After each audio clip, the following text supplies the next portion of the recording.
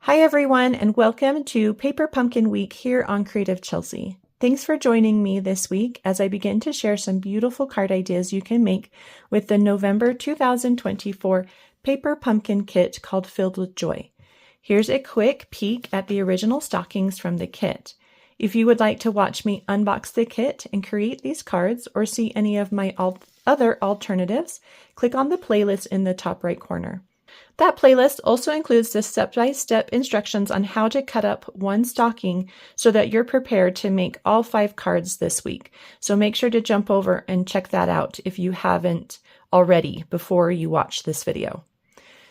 This is the first alternative card idea I'll be sharing with you this week. This card has some really fun techniques you don't want to miss.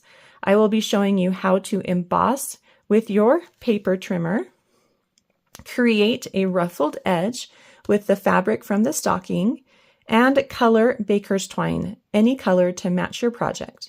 I hope you stick around and watch the whole video. If you're new to my channel and would like to continue to see all of my paper pumpkin alternatives, make sure to subscribe using the link at the bottom right corner. I would love to be your Stampin' Up! Demonstrator. If you're interested in getting your own paper pumpkin subscription, please use the link in the description below to subscribe. My subscribers receive an exclusive card kit designed by me with everything they need to make 2 more beautiful cards with a stamp set and ink spot from that month's kit. We gather together once a month on Zoom to make the card and have fun together. I would love to have you join me. Make sure to subscribe to Paper Pumpkin and list me as your demonstrator or use the link below. Let's begin with our first tip, and it is how you can use your paper trimmer to emboss your cardstock. I have a piece of shaded spruce cardstock here. It is 3 1/4 inches by 4 1/2 inches. And I'm going to start with that 3 1/4 inches edge at the top of my paper trimmer, and I'm matching the right edge to the 1/4 inch mark. Now it's really important you put your paper cutter up to the top or bottom, wherever you have it, so that you don't accidentally grab it and cut your cardstock. So you're going to use your scoring blade here, and you're just going to press down nice and firmly to create a score line. And then we're going to repeat that by sliding it 1/8 of an inch. And so now we're at 3/8 of an inch, and you're going to repeat. And we're going to do that one more time to create 3 scored lines right next to each other. So we're sitting right now at the 1/2 inch mark. So I'll give you a close-up. Let me see if I can see when you can see those. Okay, back here, you can see those. So I flipped it over so that you can see the scored lines. So we started at 1/4 of an inch, moved it 1/8 of an inch to 3/8 of an inch, and then moved it another 1/8 of an inch to a 1/2 inch. Then we're going to make a gap that's 1/4 of an inch again. So now we're at 3/4 of an inch, and we're going to repeat. So do 3 score lines that are 1/8 of an inch apart.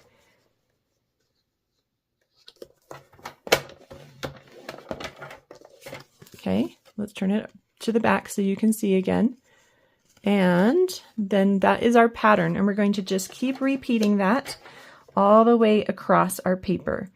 Now, I do usually line up here on the right side, but I need to start lining it up here on the left because I'm going to run out of ruler on this side. So now I've lined it up on the left side at 2 inches.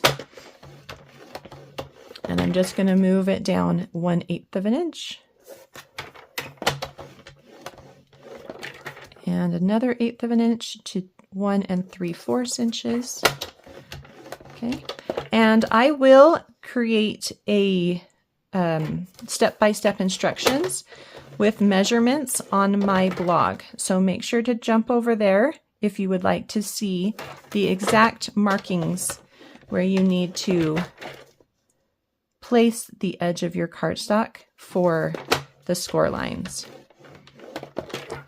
Now, if you have the Simply Scored tool, you could also use that, but I think it's sometimes fun to see how you can use very basic paper crafting tools to make beautiful cards. Whoops, I skipped one. Let's see, where am I? Right there, I think. Too much talking. All right, so I think this is my last set. As you're doing this, it's also really important to keep your paper nice and straight. So make sure that top edge is always sitting either at the top or bottom of your paper trimmer. So I know that some people like to use the bottom to line up. Okay. So I'm flipping it over so that you can see that embossed design a little bit better. I'm going to use the indent though for the top. There we go. You can see that, right? So this is the top of my card. I like it, but you could also flip it over and use either side really. All right, I have another fun tip for you. I'm going to make some white splatters on my shaded spruce cardstock with my white craft ink, and you can just get a refill bottle. And what I like to do is take a little drop or two. Sometimes you kind of have to squeeze it out, and mine's actually pretty old because I don't use a lot of white ink, but I do like to have it on hand.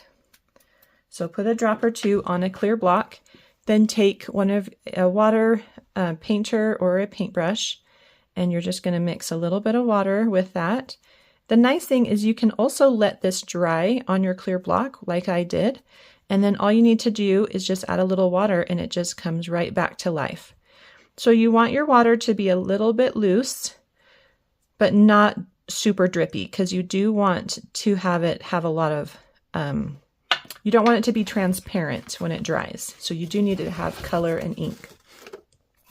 And I'm going to put it inside this little box here, just so that I don't get splatter marks everywhere. And then I'm going to tap it. You can either tap it on the side of your box or your finger, and it's just going to create fun white splatters on your card. There we go. I think that's perfect. I'm going to go ahead and place that off to the side and let it dry. And I'm actually doing a lot of white splattering on my cards. So don't clean off that clear block. Keep that around all week and it will be just fine. So I'm going to take the top of my stocking, which we've already removed. So if you've missed that, go to that playlist and watch the very first video so that you can see how to cut apart your stocking. And I'm going to cut this into two sections that are a 1/2 inch wide. So 2 1/2 inch wide pieces. Now, when you're cutting fabric, you need to use a rotary paper trimmer like this one. This is a really old one. I probably need to get a new one. You could also use a guillotine, I think. I don't know because I don't have one. So you could try that, or you could use your fabric scissors. I'm going to try just doing this with my paper trimmer here. So I'm just going to eyeball about 1/2 inch here. So this is just a 1/2 inch square, or a full inch square. So I'm going to go for about half of it. Doesn't need to be perfect. I just want about a 1/2 inch. Okay, so I go back and forth, hoping to cut that. And then repeat to get a second one. It looks like I might actually get 3 out of this piece, which will be good. I only need 2. Oh, that last one's just a little bit skinny. So if I need it, I can use it.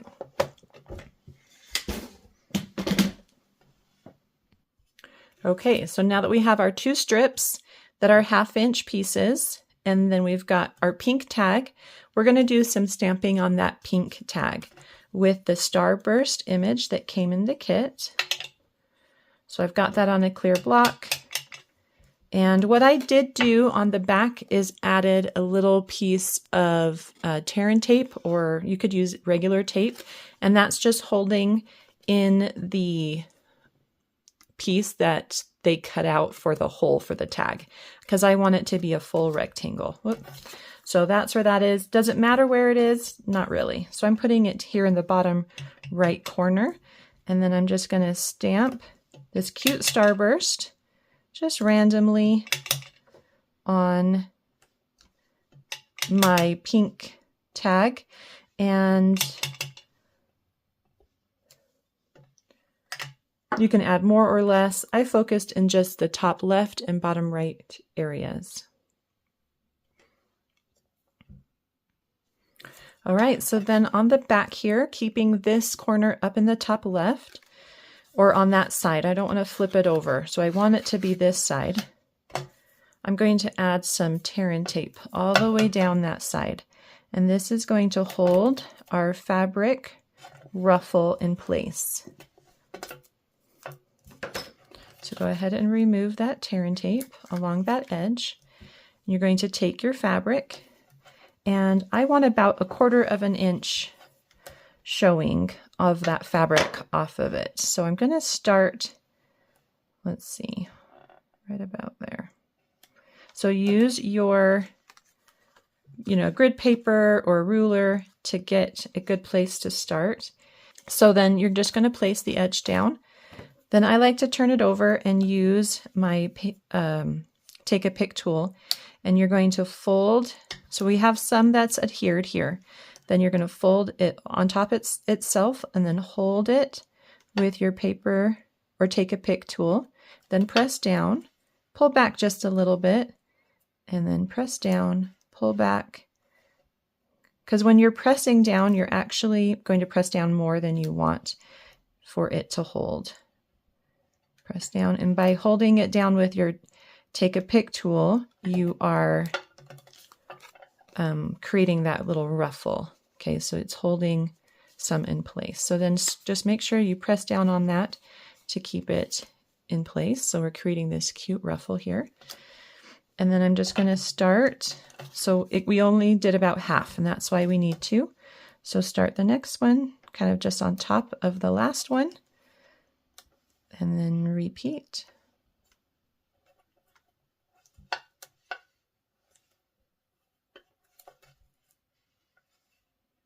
All the way down. You should have enough. If you want to redo this, you can just pull it off. The nice thing is that the fabric doesn't hold, like the adhesive. It's really easy to remove the fabric from that adhesive. So isn't that just so cute?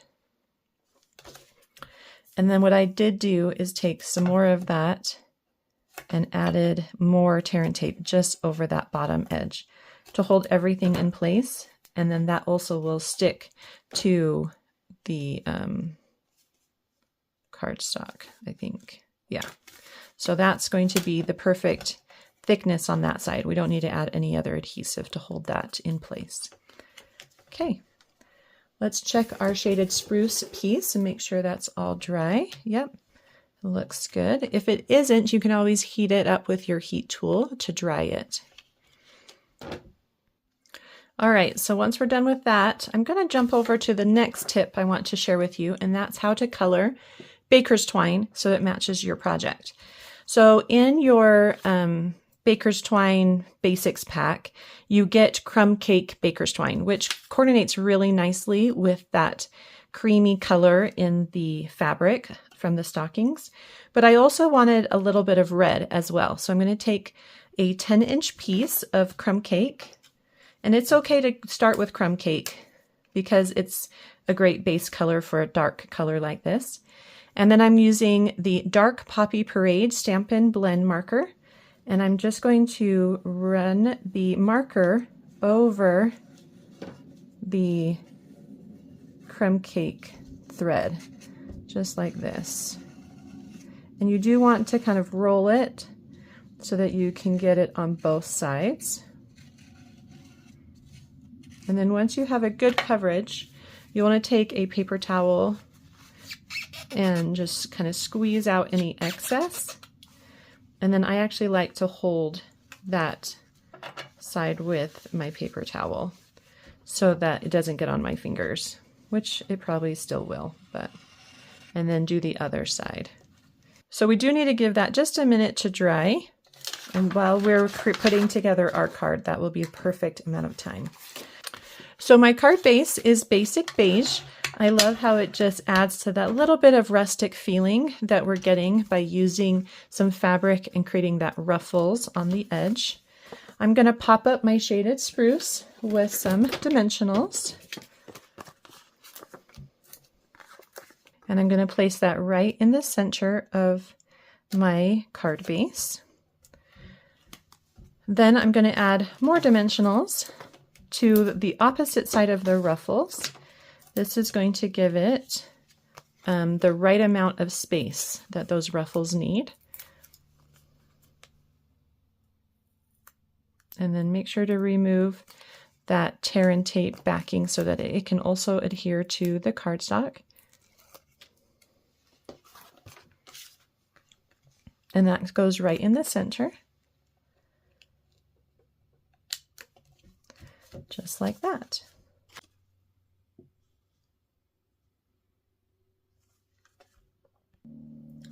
So I love the idea of adding some stamping inside the ornaments. So I'm going to go ahead and do that just like they suggest in the kit. I'm going to use the little starburst and stamp it inside the larger, very vanilla sections in that Poppy Parade. So everything from the kit. And then I also stamped the greeting Merry Christmas. That's a part of the kit stamp set as well. And I stamped that on a piece of basic white cardstock that is 5/8 of an inch wide and about 1 3/4 of an inch long. Let's go ahead and add the gold topper to our ornament with a glue dot. These are just the glue dots that came from the kit.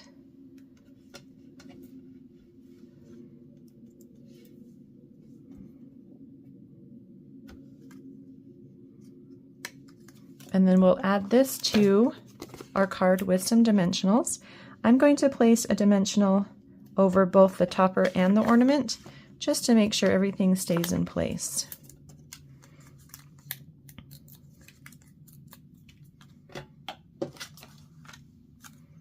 This is going to go on the right side, just kind of right in the middle.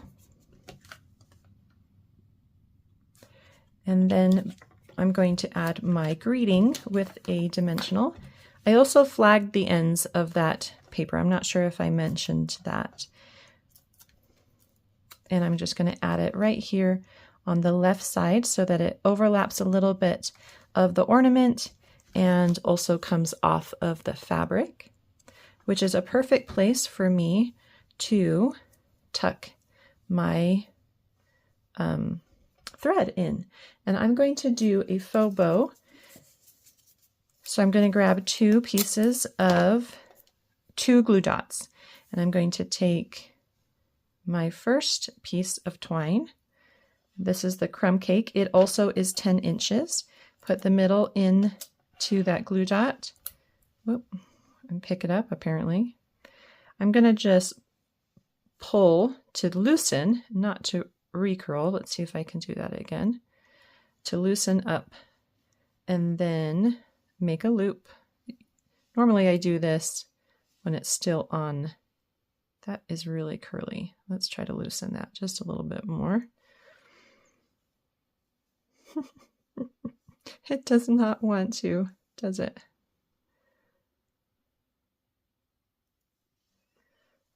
It wants to be super curly. There we go. All right, so you're going to make a loop. So you're going to make a loop on one side and then try to make a loop on the other side. Like that. And that's my bow. That was probably the hardest faux bow I've ever made. Then we're going to get the second piece, the one that we've colored red.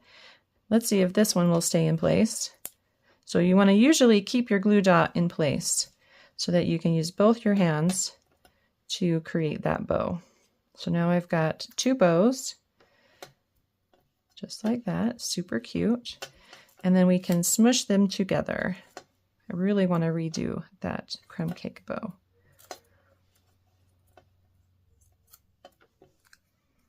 Okay, so now we have two bows together, and we can slide it underneath our greeting right on top of the fabric.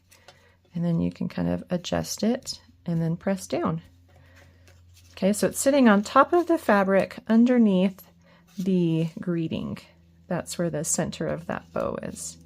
And I'm going to just try to adjust. Now that it's on the card, I think I can manipulate it. There it is. It's so cute. I love that little extra and that it coordinates so nicely with that fabric. And your card is all done. Well, I hope you enjoyed watching me create this fun card today.